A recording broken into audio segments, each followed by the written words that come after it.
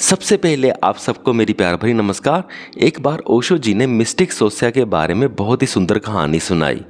Mistake सोस्या बूढ़े हो चुके होते हैं और उनकी उम्र इतनी ज़्यादा हो चुकी होती है कि वो कभी भी अपने शरीर को छोड़ सकते होते हैं। वो अपने बेड पे लेटे होते हैं और उनके फॉलोअर्स उनके पास आते हैं और उन्हें पूछते हैं कि गुरुजी, क्या आपको मौत से डर लग रहा है? तब मिस्टिक सोस्या कहते, हाँ मुझे डर लग रहा है। तो उनके फॉलोअर्स बहुत ही हैरान हो जाते हैं।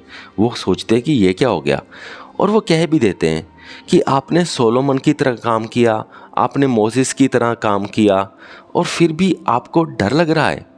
यहाँ पे सोलोमन और मोसेस को हम आसान भाषा में कहें या आपको दूसरे वर्ड्स में बताऊं कि वो कुछ ऐसा कह रहे थे कि आपने गौतम बुद्ध जी के जैसा काम किया या लॉर्ड महावीरा जैसा काम किया, और इतना कुछ करने के बाद भी, यानी कि इतने स्पिरिचुअल और रिलीजियस काम करने के बाद भी आपको क्या मौत से डर लग रहा है? तो उन्होंने कह दिया हाँ। तो अब ये बड़ा हैरानी वाला था।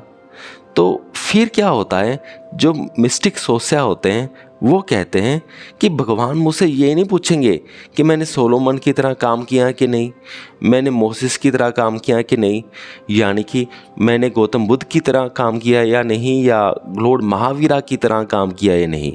वो सिर्फ ये पूछेंगे कि क्या तुम सोस्या रहे अपनी ज़िंदगी में? हैव यू बीन सोस्या? तो मुझे इससे डर लगता है। तो ये थी उनकी कहानी का किस्सा छोटा सा।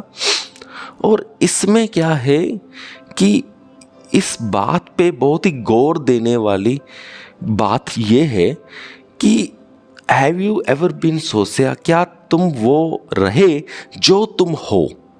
पॉइंट ये है, क्या तुम वो रहे जो तुम हो? इस बात से मुझे डर लगता है। तो इस कहानी से सीखने को ये मिलता है, हमें कुछ और नहीं बनना है। यानी कि अगर जो भी कोई स्पिरिचुअल लीडर है, हम सबको उनके जैसा नहीं बनना है, हमें अपने जैसा ही बनना है।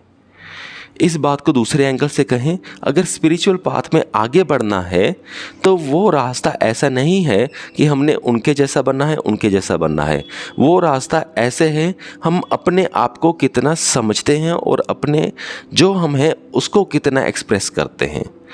अगर हम अपने जैसा बनेंगे तो स्पिरिचुअल पाथ में आगे बढ़ेंगे। अगर हम किसी की कॉपी करेंगे तो स्पिरिचुअल पाथ से हम पीछे हटेंगे। इस बात के ऊपर ध्यान रखिएगा कि आपने अपने जैसा बनना है, अपने आप को पहचानने की कोशिश करनी है, अपने अंदर ही झांक करके देखना है कि एक्चुअल में हम कौन हैं, हमारा पैशन क्या है, हम कौन सा क्रिएटिव काम करना पसंद करते हैं। तो सारा कुछ अपने बारे में ही एक्सप्लोर करने को ही स्पिरिचुअलिटी कहते हैं। सो मुझे पूरी उम्मीद है कि आप सबको ये वीडियो समझ में आ गया होगा। इस वीडियो को यहाँ तक देखने के लिए आपका बहुत बहुत धन्यवाद।